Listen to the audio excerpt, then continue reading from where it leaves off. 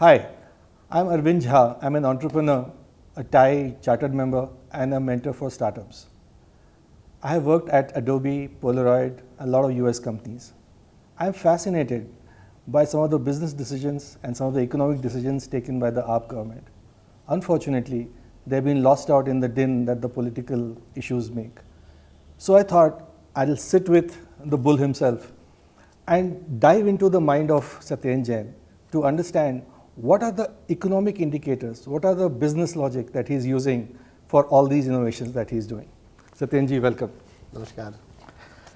Firstly, congratulations, because now Mohalla clinics are getting global recognition. We are seeing that, global Western powers are now saying that this may be the model for their own geographies. What is the economics behind the Mohalla clinic? How are you managing to keep OPEX and CAPEX so low? देखिए इसमें simple सी है, this is zero theory, not simple zero theory, this is our own zero theory. Quality should be add 1 0, मतलब that should be 10 times more. That is the first thing. You add up 0 on quality 10 times, the quality should be 10 times, and subtract 1 0 from the cost. मतलब cost should be 10 times low. Okay. This is my mantra. कुछ भी करेंगे quality को 10 गुना अच्छा करने की कोशिश करेंगे.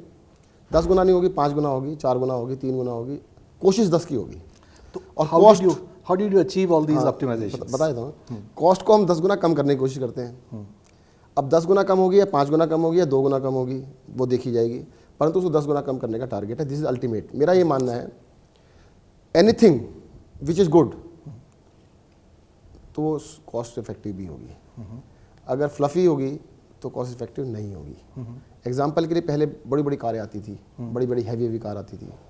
अब वजन तो उनका था 2 टन. अब जब 1 टन की कार आई तो उसकी कॉस्ट भी कम होगी, उससे अच्छी भी थी वो. तो उसी तरीके पर हमें चलना पड़ेगा कि हमारे को अपना जो फ्लफी स्ट्रक्चर है, फ्लफी सिस्टम है, सारा हटाना. अपने मोहल्ला क्लिनिक की आपने बात की जी. इससे पहले हम डिस्पेंसरी बनाते थे. डिस्पेंसरी में एक डॉक्टर, 10-15 लोगों का स्टाफ, 2-3 मंजिल की बिल्डिंग, जिसको बनाने में लगभग 5 साल लगते थे और लगभग 5 करोड़ रुपए लगते थे.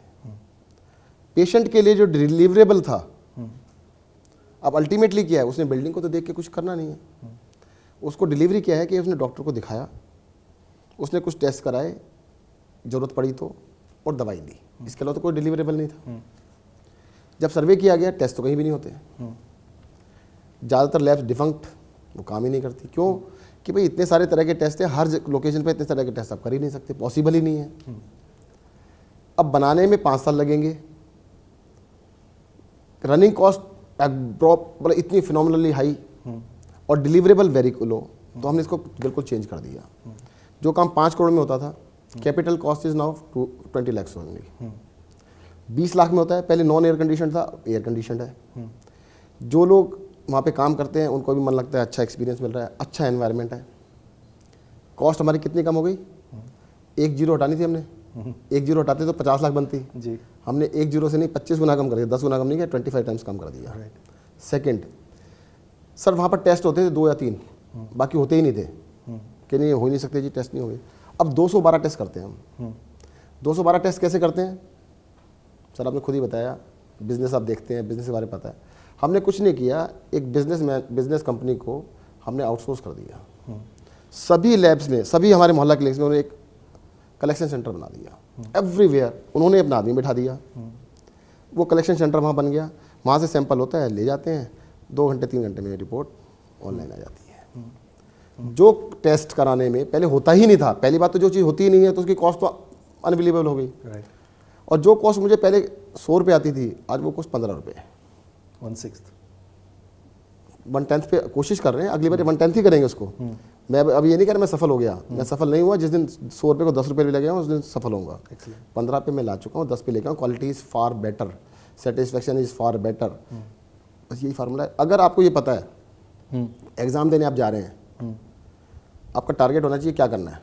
तो मोहल्ला क्लिनिक का और प्राइमरी हेल्थ केयर जो बाकी जगहों पे चल रहा है, उसका मॉडल में यही बिग डिफरेंस है जो आप बता रहे हैं.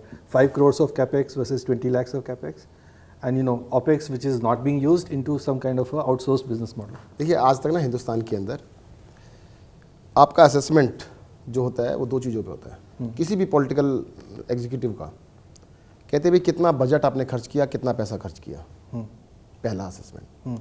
सेकंड, अगर करते हैं तो ये कितने लोग एम्प्लॉय किए।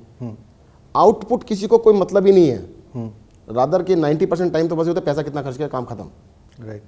अब वो कहते हैं जी हमने क्या किया जी, हमने ना 5 साल के अंदर वी मेड 10 डिस्पेंसरीज। कितना पैसा लगा, 50 करोड़ रुपीस खर्च किया।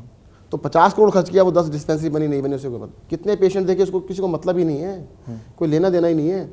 हमने पिछले साल 3 करोड़ ओपीडी की थी पूरे हेल्थ सिस्टम में, दिल्ली सरकार के हेल्थ सिस्टम में।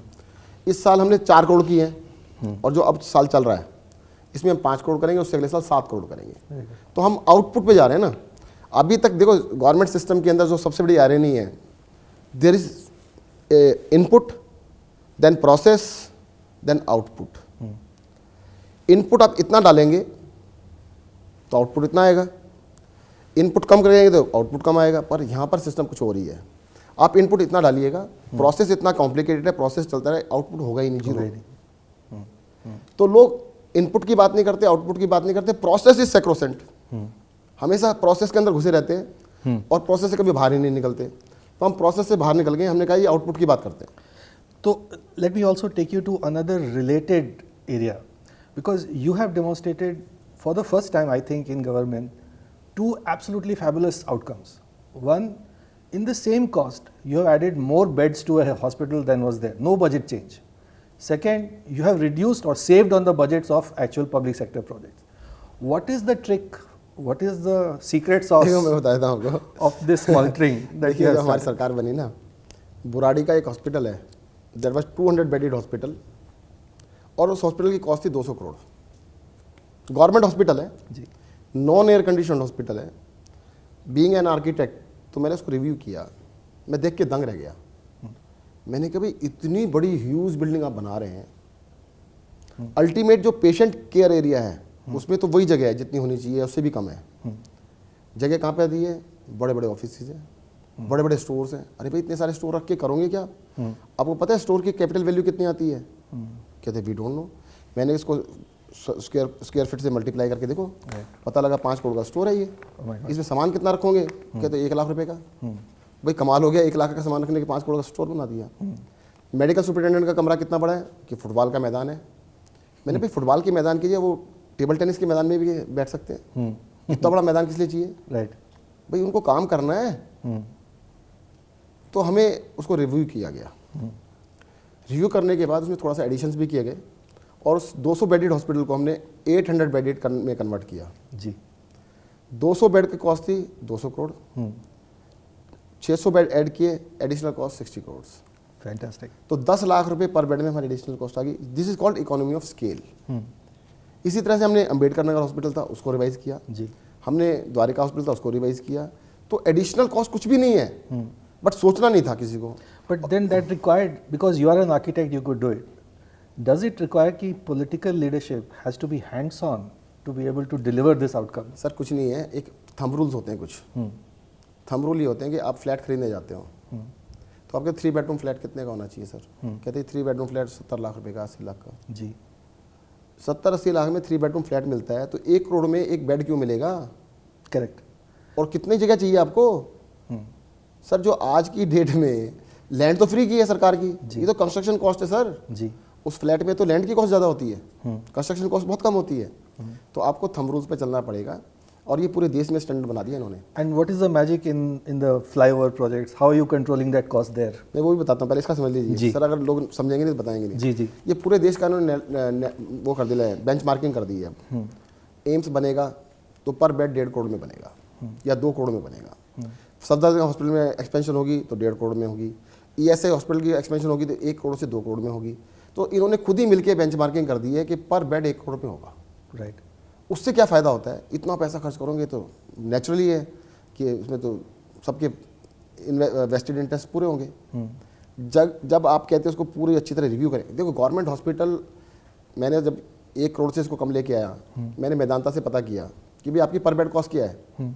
वो तो 5 स्टार होटल है, उसकी 70 लाख थी। अच्छा।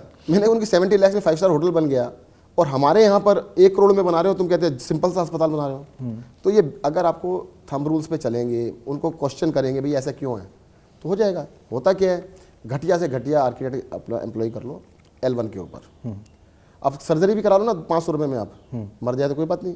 वो कहते हैं सबसे घटिया कंसल्टेंट सबसे सस्ते पैसे में ले लो, फिर हमारा सत्यानाश कर दे। हमारे को इन चीज़ों को ठीक करने की जरूरत है, हमें क्वालिटी पे जाने की जरूरत है, क्वालिटी की कॉन्शियस होंगे, जैसे मैंने बताया। How much role has corruption or anti-corruption focus that आप government has into this? Because we also heard कि 15 रुपए का लाइट बल्ब या LED बल्ब जो है 1200 रुपये में खरीदते हैं सरकार, या 1500 रुपये का जो रेंटल होना चाहिए वो 15,000 रुपये का रेंटल लैपटॉप होता है, और definitely you are saving money, that means there must be some focus on देखिए दैट। अभी तक तो क्या होता था ना, जो छोटे लेवल की करप्शन छोटे लेवल पे चलती है, जी। जो बड़ी करप्शन होती है वो ऊपर तक जाती है। जी जब गंगोत्री में बंद कर देंगे तो नीचे कपाटा बंद हो जाएगा, नीचे पानी नहीं आएगा, तो ऊपर से बंद होने के बाद बहुत सी चीज़ें अपने आप बंद हो जाती हैं। अब सबको मैसेज चला गया। अब आप फ्लाईओवर का पूछ रहे थे, जी हमने फ्लाईओवर प्रोजेक्ट्स में 450 करोड़ रुपए बचा दिए। राइट, इसमें क्या ऐसा रॉकेट साइंस थी? करेक्ट। पूरे देश के सामने मैं बताना चाहता हूँ, कुछ नहीं है इसमें। सिर्फ ये होता है कि आपने एक प्रोजेक्ट को पास किया, सपोज उसकी कॉस्ट है, एस्टिमेटेड कॉस्ट 500 करोड़ रुपये। कॉस्ट ओवर रन के क्या कारण होते हैं? सबसे पहला होता है उसको डिले करो, कॉन्ट्रैक्टर वो सूट करता है, आप 2 साल 3 साल उसको डिले कर दो। 500 करोड़ का 1000 करोड़ बिल्ट इन होता है उसके अंदर, right. Escalation clause built in है, अपने आप बढ़ जाएगा वो। एक तो ये हुआ, हमने डिले नहीं होने दिए, और अगर जो डिले हुआ उसको एक्सेप्ट नहीं किया, कॉन्ट्रैक्टर के ऊपर डाला उसको कि भाई डिले करेगा तो ये करेगा, इसको पेनल्टी लगेगी, हमारे ऊपर कुछ नहीं आएगा। करेक्ट। दूसरा क्या होता है, 500 करोड़ का प्रोजेक्ट था जी, 400 करोड़ में काम खत्म हो गया, कहते यार बिल डाल दो थोड़े से, तो 500 करोड़ तक तो कोई पूछता ही नहीं, तो फिर बिल डाले जाते हैं, वो हमारे यहाँ चलता नहीं है। तो सर ये सिंपल सी लॉजिक है, अगर सब लोग अपना ले तो सारे प्रोजेक्टों में पैसा बच जाएगा। Excellent. So there is, because of all these welfare initiatives, there is now a perception that Delhi government must be taking a lot of loan, external debt load कर देंगे सरकार को, बिल्कुल कर देंगे। Is that happening? Are you taking loans or how are you managing your finances here? देखिएगा, लोगों को और कुछ नहीं मिलता ना, तो लास्ट में पता क्या कहते हैं, ये सरकार को लुटा देंगे, बर्बाद कर देंगे। जी। पहली बात तो मैं बता दूं, हमने एक भी पैसा टैक्स नहीं बढ़ाया, एक भी आइटम के ऊपर। तीसरा बजट था हमारा, हमने टैक्सेस कम किए हैं लगभग 50 चीज़ों पे, बढ़ाया एक भी चीज़ नहीं। फर्स्ट। सेकंड, हमने किसी चीज़ के लिए लोन नहीं लिया, नो लोन्स, इन किसी स्कीम के लिए हमने लोन नहीं लिया। बाकी सरकारें क्या होती है कि अगर वेलफेयर स्कीम लाएंगे हमारे पास पैसा नहीं है, सारे की सारी सरकारें अभाव में जीती हैं। हम कहते हैं पैसा मेरे से खर्च नहीं होता। सर मैं बता देता हूँ, हर बारी मुझे बजट मिला है, हर बारी मेरे पैसे बचे हैं लास्ट में। क्यों? मैं उन लोगों में से नहीं हूँ कि पैसा बच गया तो यार खर्च कर दो। मैं कहता हूँ जनवरी फरवरी मार्च 3 महीने में जितने भी बिल बनेंगे, जितने भी खर्चे होंगे, उनको मैं ऑडिट कराऊंगा। जबकि सरकार का 9 महीने में जितना खर्च होता है उससे ज़्यादा 3 महीने में खर्च करते हैं। जनरल रश रहता है, बिल वो तो उस टाइम सब निकल जाता है, सबका हिस्सा सब उसी टाइम आता है। हम कहते हैं बिल्कुल नहीं, जितना प्रपोर्शनेटली 9 महीने में खर्च किया उतना ही प्रपोर्शनेटली 3 महीने में खर्च होगा। करेक्ट। तो वो हम होने नहीं देते। तो मुझे लगता है सरकारों के पास पैसे की कमी बिल्कुल भी नहीं है। ये तो इन्होंने हवा बना रखा है कि पैसा नहीं है, पैसा नहीं है, पैसा नहीं है। सर पैसे की कमी बिल्कुल नहीं थी, पहले भी नहीं थी, आज भी नहीं है। हमने कोई नया टैक्स नहीं लगाया, हमने कोई But is there enough that you can do free surgery, free medicines? You are not only doing efficiency of saving, but you are saying everything is free. People are questioning, saying, where does this free come from? पहली बात तो मैं आपको ये बता दूं कि कुछ भी फ्री नहीं है। अच्छा। ये पता नहीं किन लोगों ने कह दिया कि फ्री है, फ्री है, फ्री है। सर ये एडवांस में पैसा लेके तब दे रहे हैं सर्विस आपको। अच्छा। हमने जनता से एडवांस में टैक्स लिया है। अगर माचिस की डिब्बी लेते हैं ना, उस पर भी टैक्स है। साबुन की एक टिक्की लेते हैं, उस पर भी टैक्स लगता है। हर चीज़ पे टैक्स लिया हमने आपसे। हमने एडवांस पैसा लिया है, इसको सुधारना पड़ेगा। हम कुछ भी फ्री में नहीं दे रहे हैं, हम सबसे आपसे एडवांस में पैसा लेके आपको सर्विसेज वापस कर रहे हैं। ये जो लोग कह रहे हैं ना बदनाम करने के, फ्री कर दिया, फ्री कर दिया, फ्री कर दिया, अरे हाँ कर दिया ना, तो फिर केंद्र सरकार कॉपी क्यों कर रही है अब? The cost of surgeries, free surgeries in the government versus public, somebody told me is 8,000 rupees to 20,000 rupees, some figure was bandied about. Yet you are able to offer that much lower cost. What is the secret sauce for that? देखिए दिल्ली सरकार के अंदर ना, surgery के अंदर costing Delhi सरकार में तो मुफ्त होती है बिल्कुल जी। जो क्वेश्चन आपका है, मुझे लगता है कि आपका कहना है कि भाई हम सर्जरी की कॉस्ट कैसे कम कर पाएँ। अभी हमने ये किया कि जब हमने रिव्यू किया तो बहुत सारी सर्जरी ऐसी हैं जिनकी बड़ी लंबी लंबी पेंडिंग डेट्स हैं। और डेट्स कैसी हैं कि 2-2 साल तक की हैं, 1 साल, 2 साल, 3 साल। आज मान लो आपको कोई गंभीर बीमारी है, इतनी बीमारी है तो 2 साल में इतनी हो जाएगी, पता नहीं पेशेंट रहेगा नहीं रहेगा। तो दिल्ली सरकार ने फैसला किया कि या तो दिल्ली सरकार के हॉस्पिटल में कोई भी पेशेंट जाता है उसकी 1 महीने में सर्जरी कर देंगे। अगर 1 महीने में आप नहीं कर पा रहे हैं तो 41 प्राइवेट हॉस्पिटल्स हैं, बड़े हॉस्पिटल दिल्ली के जितने भी हॉस्पिटल्स हैं, प्राइवेट में आप जाके सर्जरी करा लीजिएगा, सारे पैसे दिल्ली सरकार देगी। और इसके अंदर कोई इनकम लिमिट नहीं है, कोई ये नहीं कि गरीब होना चाहिए अमीर, कोई वो दिल्ली का नागरिक होना चाहिए, सबके लिए हमने कर दिया है इसको। अब इसमें इकोनॉमिक्स जो पॉइंट पूछेंगे आप, इसमें इकोनॉमिकल पॉइंट ये है कि देखो अगर मैं अपना नया सेटअप क्रिएट करता हूँ, it will take time first, right, उसके लिए टाइम लग रहा है, 2 साल लगेंगे, 3 साल लगेंगे। दूसरा उसके लिए फिर मैन पावर इतना हमारे पास है या नहीं। तीसरा क्या होता है, प्राइवेट के पास सब कुछ है और ये तो हवाई जहाज है और वो फुल कैपेसिटी पे चल नहीं रहा। करेक्ट भाई 200 सीटें हैं, 100 पे चल रहे हैं। जो रेट हम उनको दे रहे हैं, आपसे तो हो सकता है 1 लाख रुपए लेते हो, तो परंतु हम तो 25-30 हज़ार ही देते हैं। हमारे को CGHS रेट है, डिस्काउंटेड रेट है पहले से ही, तो बल्क डिस्काउंट वो पहले से दे रहे हैं। वो क्यों दे रहे हैं कि वो उनका कस्टमर है ही नहीं, भाई उनका कस्टमर ही नहीं, मेरी कॉस्ट उससे ज़्यादा आ रही है। अगर मैं सर्जरी करता हूँ, land is mine, building is mine, equipment is mine, उसके बावजूद भी रनिंग कॉस्ट मेरी जो आती है, जो प्राइवेट को मैं दे रहा हूँ उससे ज़्यादा आती है। प्राइवेट की बिल्डिंग भी उसकी है, लैंड भी उसकी है, सब कुछ उसका है, तब भी वो उस पैसे में कर पा रहा है। क्यों कर पा रहा है, वो तो फिक्स कॉस्ट है, उसको तो 0 मान चुका वो कहता है रनिंग में से कुछ मिल जाए वो भी बहुत है। तो ये विन विन सिचुएशन है कि मैं भी खुश, वो भी खुश, और दिल्ली का जो नागरिक है वो भी खुश कि भाई अगर एक किसी को बाईपास सर्जरी करानी पड़ जाए, आप पंत में जाइए, हमारे यहाँ पर 2 साल की वेटिंग है। सर 2 साल के बाद बाईपास की जरूरत पड़ेगी, इंसान होगा तो पड़ेगी ना, नहीं तो नहीं पड़ेगी। हम आपको कहते हैं भी 2 साल की डेट है तो आप तुरंत बाहर जाइएगा, दिल्ली में बड़े 5-6 अस्पतालों में होती है, किसी में भी करा लो, किसी में, और पैसे दिल्ली सरकार दे देगी। नो इट्स अ फैबुलस, तो इसमें इकोनॉमिकली भी सेंस बनती है और लाइफ सेविंग भी है। दूसरी स्कीम हमने निकाली है महंगे रेडियोलॉजी टेस्ट, जी, जैसे MRI, CT scan, PET scan, जितने भी महंगे से महंगे टेस्ट हैं, 6,000 रुपये में MRI होता है, कम से कम 6 से 10 हज़ार तक होता है। अब क्या है कि अब 1-1 साल की वेटिंग है, 2-2 साल की वेटिंग है। अब 2 साल बाद MRI कराने का कोई लॉजिक नहीं बनता ना। अब दिल्ली सरकार के 30 हॉस्पिटल्स, 25 पॉलीक्लिनिक्स, अगर डॉक्टर ने आपको रिकमेंड किया है कि MRI, CT scan, PET scan, ultrasound, 33 इस तरह के रेडियोलॉजी टेस्ट हैं जी, 133 कोई भी टेस्ट वो रिकमेंड करते हैं। अब 21 private diagnostic labs and 41 hospitals, कहीं भी जाके आप करा लीजिए, cost will be bear by the Delhi government, पूरा पैसा दिल्ली सरकार देगी। अब इसमें भी आप इकोनॉमिक सेंस पूछेंगे, वही इकोनॉमिक सेंस यहाँ पर भी है। सर मैंने कहा था कि भी 5 MRI मशीनें और 10 CT स्कैन मशीनें आप लगा लीजिए, हम 1 साल में नहीं लगा पाए। अभी वे लगता नहीं है 1-2 साल में लगा पाएंगे, तो तब तक क्या दिल्ली के लोगों को सर्विस नहीं मिलनी चाहिए? मिलनी चाहिए, बिल्कुल मिलनी चाहिए। तो सर्विस, पहली बात तो सर्विस है ही नहीं, वो मिल जाएगी। दूसरी बात, अब हमने देखा है तो वो सर्विस खुद बनाने में कॉस्टली पड़ रही है मुझे। अगर मैं बाहर से लेता हूँ, मैं MRI के सिर्फ 2,500 पे देता हूँ, 2,500 रुपीज़, मुझे तो 2,500 मिल रहे हैं ना, पेशेंट को 6,000 का फ़ायदा हो गया, बात अलग है। मुझे 2,500 रुपये देने पड़ते हैं, मैं अपने यहाँ जब सेटअप लगाता हूँ, capital cost and employment cost और सारी कॉस्ट पे डालता हूँ, 15,000 का पड़ता है मुझे। तो मुझे सेंस बनती है कि मैं उसको आउटसोर्स कर लूँ, ज़्यादा अच्छा है। तो इसलिए वो भी सेंस बनती है कि हम बाहर से करा रहे हैं। और दिल्ली के सब नागरिकों के लिए पहली बार ही बता रहा हूँ कि कोई इनकम लिमिट नहीं है, हम सब के लिए कर रहे हैं। कई सारे लोग कहते हैं आप अमीरों के लिए क्यों कर रहे हैं? आपको क्या पता वो अमीर है गरीब है? सर जो दिल्ली सरकार के अस्पताल में आ गया, एक्सीडेंट हुआ तो हम तो किसी नहीं पूछते क्यों आए, गरीब है अमीर है। टेस्ट के लिए आप पूछते हो कि आप अमीर हो कि गरीब हो, या तो सर्विस उसके लिए है ही नहीं, या है तो सबके लिए। तो यूनिवर्सल हेल्थ का मतलब ये है कि दिल्ली सरकार कमिटेड है, दिल्ली के सभी नागरिकों के लिए, 100% नागरिकों के लिए कमिटेड है, और 100% लोगों के लिए हम करके दिखाएंगे। और आपने एक्सीडेंट विक्टिम्स के लिए कोई एक्सीडेंट विक्टिम के लिए हमने स्कीम बना दी है, बस अभी ना वो इलेक्शन कमीशन के पास क्लियरेंस के लिए गई हुई है। जी, क्यों गई हुई है कि बीच में आचार संहिता लग गई। जी, हो सकता है 2-3 दिन में लागू हो जाए, हो सकता है 1 महीने बाद लागू हो। स्कीम मैं आपको बता देता हूँ। जी, स्कीम ये है कि दिल्ली की टेरिटरी में, with in the boundaries of Delhi, अगर किसी भी आदमी का एक्सीडेंट होता है, बहुत ही दुखद होता है जब उसको उठा के 10-15 किलोमीटर दूर सरकारी अस्पताल लेके जाते हैं, और जबकि सामने एक प्राइवेट अस्पताल होता है। बिल्कुल ठीक। और प्राइवेट में ले भी जाते हैं तो वो कहते हैं नहीं जी इसको कहीं और ले जाओ, रेफर करने के चक्कर में रहते हैं। क्यों? उनको पैसा कौन देगा? सुप्रीम कोर्ट के आदेश हैं कि भाई आप उसको केयर देंगे, पर प्राइवेट अस्पताल कहता है इतना खर्चा कौन देगा? दिल्ली के अंदर लगभग 1600 से 1800 लोगों की डेथ होती है हर साल। तो हमने फैसला किया है अगर कोई भी एक्सीडेंट होता है, या आग लगने का कोई एक विक्टिम है, फायर विक्टिम है, या एसिड अटैक विक्टिम है, आप उसको प्राइवेट अस्पताल में भी लेके जाएंगे तो सारा खर्चा दिल्ली सरकार से। Great step. तो उससे हम चाहते हैं कि साल में 200, 300, 500 कुछ लाइफ बचे, और मैं अगर 2 लाइफ भी बचें तो मुझे सरकार अपना Even one होना धन्य मानेंगे। बिल्कुल ठीक तो इसको हम करने जा रहे हैं, मतलब अपनी तरफ से इम्प्लीमेंट कर चुके हैं, बट क्योंकि आचार संहिता बीच में आ गई है, अगर इलेक्शन कमीशन अलाउ करेगा तो अभी तुरंत, नहीं तो 1 महीने बाद। Understand. So we talked a little bit about taxes. Ki Delhi government has not raised any taxes for the last 3 years. Even school rates have been brought down. Do you see this continuing?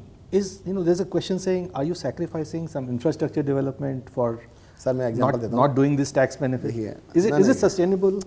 Sir ये भी तो गलतफहमी में रहते हैं ना लोग कि टैक्स रेट बढ़ाने से टैक्स बढ़ता नहीं।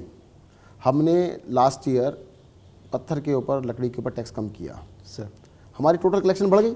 correct. I heard. 12.5% को हमने 5% कर दिया। आपको परसेंटेज ऑफ टैक्स से फायदा है या टोटल कलेक्शन से फायदा है? कलेक्शन इंक्रीज्ड, तो हमने टैक्स रेट कम किया तो कलेक्शन बढ़ती है उससे, तो वो तो फायदेमंद है। And you've also talked about scaling up what you call medicine ATMs. What is the business model of medicine ATMs? looking medicine ATM ना मैं 10 जगह पर अभी मोहल्ला क्लिनिक्स में लगाई हैं एटीएम्स। उसमें क्या होता है कि भाई डॉक्टर ने आपको प्रिस्क्रिप्शन दी, उसको दिखाएंगे तो अपने आप आपका निकल आएगा। तो अब इसको रिवाइज करना है, डिजाइन में कुछ फॉल्ट्स हैं, अगर ठीक होता है तो हम सब जगह लगाएंगे। काफ़ी सारे, मतलब हमारे को क्या है कि डॉक्टर को छोड़ के जितनी चीज़ें ऑटोमेट कर सकें उतना अच्छा है। So, and I was going to ask you that there has been a lot of technology uses within the Mohalla clinics in terms of the pre-scanning, all those cloud management, etc. Your experience is showing us that technology can reduce costs? Tremendously. अगर आपको cost को 10 गुना कम करना है तो technology कर सकती है और कुछ नहीं कर सकता। अभी हमारे यहाँ तो डाटा को करने के लिए रजिस्टर भरते रहते हैं, उसको रिट्रीव करने के लिए फिर बहुत सारे लोग लगते हैं। एक बार अपने टैबलेट के अंदर डाटा एंटर कर दिया, सब कुछ अपने आप कंप्यूटर कर रहा है, तो वो तो ड्रास्टिकली कॉस्ट कम हो जाती हैं, ड्रास्टिकली कम होती हैं। टेक्नोलॉजी के बिना तो कुछ हो ही नहीं सकता, और टेक्नोलॉजी का हमें फ़ायदा उठाना चाहिए। मैं ये तो कह रहा हूँ कि बेस्ट क्वालिटी वही होगी जो बहुत एफिशिएंट होगी, बहुत सस्ती होगी। So, how many hospitals are there now under Delhi government, and how many are there under MCD? If, for example, somehow AAP gets a chance to take over the MCD function, what is the way you can think that the MCD hospitals can be changed? देखिएगा, दिल्ली सरकार के पास 10,000 bed लगभग हैं और 5,000 bed हैं MCD के पास। MCD तो मतलब काफ़ी हेल्थ सेक्टर में तो कुछ कर नहीं पा रहे हैं। उनके बहुत सारी डिस्पेंसरीज हैं, डिफंक्ट हैं, बहुत सारी 5-5 मंजिल की बिल्डिंग उन्होंने बना के खड़ी कर दी, बिल्डिंग खड़ी है, 5-5 साल से उसके अंदर कुछ भी नहीं है, एक भी आदमी काम नहीं कर पा रहा है। और आप बिलीव नहीं करेंगे, सेंट्रल गवर्नमेंट ने एक सर्वे किया था पीछे और मुझे आके प्रेजेंटेशन दिखाने आए। एक उनका हेल्थ सेंटर था, मैटरनिटी सेंटर, जिसमें 1 महीने में एक भी डिलीवरी नहीं हुई। तो मैंने उनसे पूछा कि आपके वहाँ पे सबसे बड़ी दिक्कत क्या लगी? तो वहाँ पे कहते ये 17 लोगों का स्टाफ था, कहते स्टाफ की कमी है, मतलब काम कुछ भी नहीं किया तब भी स्टाफ की कमी है। क्यों? कि गप्पे मारने में दिक्कत आ रही है थोड़ी सी, तो वो काम हम कुछ नहीं करते हैं। So you think the MCD hospitals will have a dramatic overhaul with some of these business decisions that you are taking? बिल्कुल बिल्कुल। Just one more last question that I wanted to ask you was that, some of these things that you have been able to do, are they applicable to the rest of the governance in India? I know that some people have contacted you for Mohalla clinics in Karnataka, in Telangana. नहीं, मैं देखो एक चीज़ बताना चाहूँगा। मैंने बहुत पहले ना एक न्यूज़ आर्टिकल पढ़ा था, उसमें था कि जो ट्रांजैक्शन बैंक में आप करते हैं, अगर उसकी कॉस्ट 100 रुपये आती है, उसी को एटीएम से करते हैं तो उसकी कॉस्ट 10 रुपये आती है। Correct, that's true. तो वो मेरे दिमाग में बैठा हुआ था। तो मैंने कहा यार, जब हॉस्पिटल बैंक में ऐसा हो सकता है, तो जो ट्रांजैक्शन मैं अपने अस्पताल में करता हूँ वही ट्रांजैक्शन में अगर एटीएम बना लूँ, मैंने ये कॉन्सेप्ट बनाया मोहल्ला क्लिनिक का, this is like a ATM, कि छोटा सा जगह है उसको सैटेलाइट बना दिया, तो मेरी कॉस्ट भी तो 10 गुना कम होनी चाहिए। पाउच मॉडल तो इसमें हुआ क्या कि जो मेरी ओपीडी मोहल्ला क्लिनिक में कंसल्टेशन, मेडिकेशन, इन्वेस्टिगेशन एंड जो सारी मेंटेनेंस सब कुछ मिला के 100 रुपीज़ पर पेशेंट आती है, वही ओपीडी अगर मैं अस्पताल में करता हूँ 600 रुपये आती है। कितनी बड़ी चेंज है। प्लस जो पेशेंट है उसका ट्रैवलिंग टाइम बच गया, उसको छुट्टी नहीं लेनी पड़ रही, वो बच गया, तो वो कॉस्ट बच गई। वो भी तो नेशनल लॉस है ना। Correct. Out of pocket expenses उसके सारे खत्म हो गए। और मोहल्ला क्लिनिक के अंदर मैं आपको बताना चाहूँगा कि हमारे पास 80% जो पेशेंट हैं, एक बहुत बड़ी अचीवमेंट जिसे कह सकते हैं, they are women, children and elderly people. उनसे जब बात की गई, उनके इंटरव्यूज़ किए गए, तो उनसे पूछा गया भाई तुम पहले कहाँ जाते थे? कहते जाते ही नहीं थे। तो अब क्यों जाते हो? कहते अब क्या दिक्कत है, बच्चों को स्कूल भेजा, चले गए, मान लो लाइन लगी है तो वहाँ पर्ची मिल जाती है, 1 घंटे बाद आ जाना, 1 घंटे बाद चले गए फिर से घर के सामने। तो जो हमारे डिसएडवांटेज पॉपुलेशन है उसको बेनिफिट मिल रहा है। और सरकार का काम सिर्फ उन लोगों को केयर करना नहीं होता कि जो आपके पास आए हैं, हमारा केयर करने का मकसद जो हमारे पास नहीं आए हैं उनके पास भी हमें जाना है। वो हमारे को यूनिवर्सल हेल्थ केयर का मतलब है हेल्थ केयर फॉर ऑल, जो सबसे बड़ा कॉन्सेप्ट है। आज तक हेल्थ केयर सिस्टम के अंदर देश में सभी ने बनाया है गरीबों के लिए, जी नहीं, हम सिस्टम बना रहे हैं सबके लिए, अमीरों के लिए भी, मिडिल क्लास के लिए भी, गरीबों के। जो सिस्टम अपर मिडिल क्लास के लिए बनेगा उसको तो गरीब भी यूज़ कर लेगा, पर उसके अंदर वो इतना बढ़िया सिस्टम बनाना पड़ेगा आपको, उसमें इतनी सारी चीज़ें बनानी पड़ेगी ताकि उनको अमीरों को खुश कर सकें, अपर मिडिल क्लास को खुश कर सकें, और वो हम एबल हैं इस बारे में कर पा रहे हैं। Sir, you went to Bangkok and you met Amartya Sen as well. How did he react to your economics? नहीं, उनके सामने थोड़ा मैं नर्वस था। He is Nobel prize winner in economics. Doctor Amartya Sen और डॉक्टर ब्रुटलैंड जो नॉर्वे की ex prime minister थी, WHO की डायरेक्टर जनरल भी थी, हम लोगों की मीटिंग हुई थी और हेल्थ इकोनॉमिक्स पे ही डिस्कशन चल रहे थे। तो सबसे बड़ा मतलब एक चीज़ के ऊपर मेरी एग्रीमेंट नहीं थी उनसे बिल्कुल भी। वो कहते थे कि हमें बजट बढ़ाना चाहिए, बजट बढ़ाना चाहिए। मैंने कहा मैं मानता हूँ बजट बढ़ाना चाहिए हेल्थ के अंदर, बट उससे भी इंपॉर्टेंट है कि जो ऑलरेडी पैसा हम खर्च कर रहे हैं वो कहाँ खर्च कर रहे हैं, उसके डिलीवरी क्या है, उससे हम आउटपुट क्या ले रहे हैं। तो काफ़ी टाइम लगा, हम 2 घंटे डिस्कशन करते रहे और मुझसे उन्होंने पूछा कि भाई मोहल्ला क्लिनिक कॉन्सेप्ट तो सब पता ही था। कहते हैं फिर नेक्स्ट लेवल क्या है, मैंने पॉलीक्लिनिक बताया। उसके बाद नेक्स्ट लेवल हॉस्पिटल्स, कहते who will pay for everything, मैंने गवर्नमेंट विल पे। कहते इतना पैसा कहाँ से आएगा, from where you will get such kind of money. मैंने वी हैव मनी, मैंने पैसे की कमी थोड़ा है, नियत की कमी है। So Arvind also keeps saying, you know, government has enough money. You are reiterating that the government has enough money. पैसे की कमी कोई नहीं है, ये तो नियत की कमी है बिल्कुल। अरे भाई अभी नेताओं को अपना कोई काम करना हो, 500 करोड़ का हवाई जहाज खरीद तुरंत खरीद लेंगे। जनता के लिए कुछ भी करना उन्हें पैसा नहीं होता। सर जनता को हर चीज़ के लिए कहते हैं पैसा नहीं है, पैसा नहीं है, पैसा नहीं है। पैसे की कोई कमी नहीं है, enough money is there, system के अंदर खूब पैसा है बर्बाद करने के लिए। जनता पे जब खर्च करने चलते हैं तो उनको लगता है ये पैसा गलत हो रहा है, और इसीलिए ये नेगेटिव कैंपेन चलाते हैं, ये सब कुछ मुफ्त कर रहे हैं जी, ये सब कुछ मुफ्त कर रहे हैं। अरे भाई हमने कुछ भी मुफ्त नहीं किया। मैं फिर से रिपीट कर रहा हूँ कि हमने एडवांस में पैसा लिया है, जनता से टैक्स के रूप में पहले एडवांस पैसा लिया है, फिर उसी चीज़ को हम वापस दे रहे हैं। और गवर्नमेंट को मुझे लगता है ये भी गलत कह रहे हैं जो लोग कि प्राइवेट सिस्टम अच्छा है, कि गवर्नमेंट सिस्टम अच्छा है, कि PPP सिस्टम, मैंने सारे अच्छे हैं। सबको एक साथ लेके चलना पड़ेगा, सारे सिस्टम्स को यूज़ करना पड़ेगा। जो चीज़ मान लो हम डायलिसिस कराते हैं, गवर्नमेंट जब डायलिसिस अपने खर्चे से करती है, अपने आप सिस्टम में करती है, हमें 4000 रुपये पड़ता है। उसी का हमने PPP पे टेंडर कर दिया, गवर्नमेंट हॉस्पिटल के अंदर ही है, 1070 रुपये लगते हैं। भाई मेरे तो 4 पेशेंट हो गए ना उतने पैसे में। करेक्ट। तो मैं क्यों उस चीज़ पे अड़ूँ? मशीन किसी और की, सब कुछ बाहर से बन के आया, वो कर रहा है ना, मुझे क्या दिक्कत है। हमारे को उतने ही पैसे के अंदर अगर हम 4 लोगों को सर्व कर सकते हैं 1 रुपये एक की बजाय, तो दैट इज़ बेटर। हमारे को मैक्सिमम लोगों को क्वालिटी सर्विस देने की कोशिश करनी चाहिए। अब मैं एक एग्जांपल देता हूँ सर, हम दवाइयाँ खरीदते हैं, हमारे 37 हॉस्पिटल हैं, सब अलग अलग दवाइयाँ खरीदते थे। अब मैंने कहा सबको इकट्ठा खरीद लो। अगर एक सिंगल मेडिसिन आपने 10-20 लाख रुपए की खरीदे, 20 ऑर्डर दिए या 40 ऑर्डर दिए, उसके बजाय आपने 10 करोड़ का एक सिंगल ऑर्डर दिया, तो कॉस्ट आधी हो जाती है ना।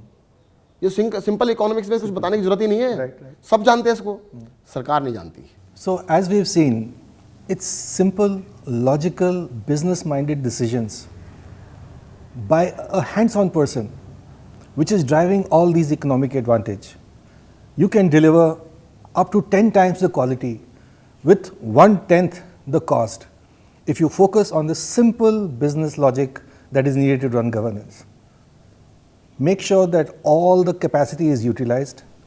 Make sure that the negotiating power of government as a bulk buyer is utilized, and make sure that your intention to serve doesn't get diluted. I hope you enjoyed this. Thank you very much.